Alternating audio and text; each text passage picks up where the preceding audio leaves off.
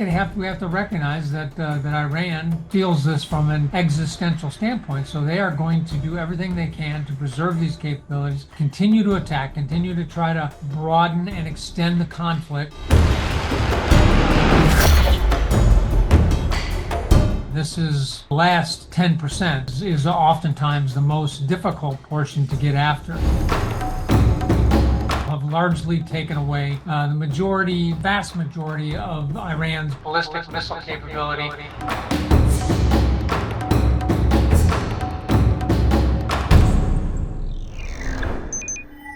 Well, thank you. It's good to be with you again.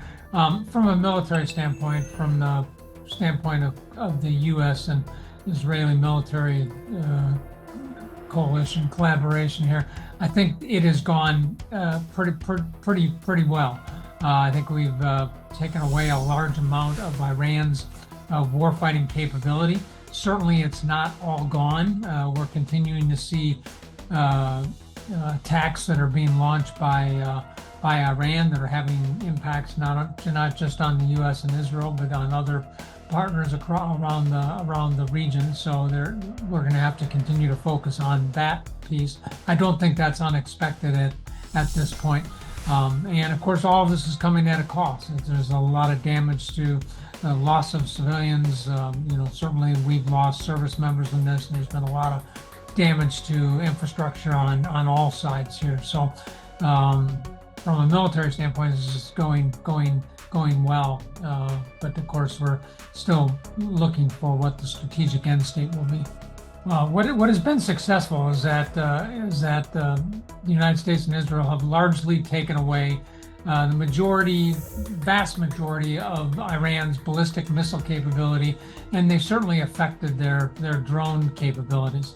And as I mentioned, it's not all gone. There are still a threat here that you just correctly highlighted. So I'm not minimizing that, but what I'm telling you is this is not unexpected. The majority of attacks that are coming out of Iran right now are drone attacks, and drones, the types of drones that they are using are very easy to hide. They're very mobile. They can be moved around, and so the effort that the United States in particular has really been focused on over the last several days, or actually longer than more than a week, has really been focused on taking away these retaliatory capabilities of the Iranians.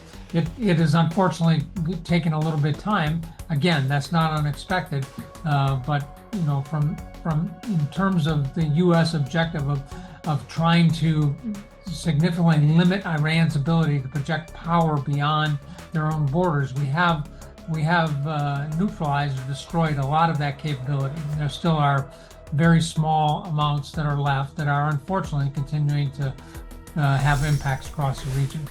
Well, I think it's unreasonable to project a specific date on this. I think with the amount of strikes the United States and Israel continues to conduct against these targets, there's no question about the focus on them. But again, this is the last 10% is oftentimes the most difficult portion to get after. And I think we have to recognize that Iran feels this from an existential standpoint. So they are going to do everything they can to preserve these capabilities, continue to attack, continue to try to broaden and extend the conflict, because they know that this plays against the United States and against the Israeli campaign. So I can't here tell you it's going to be a few more days or a few more weeks. It'll be done when it's done. These types of asymmetric threats, like we saw with improvised explosive devices in Iraq and Afghanistan in the past, take time to eliminate. And right now, the military forces are focused on doing everything they can to minimize that.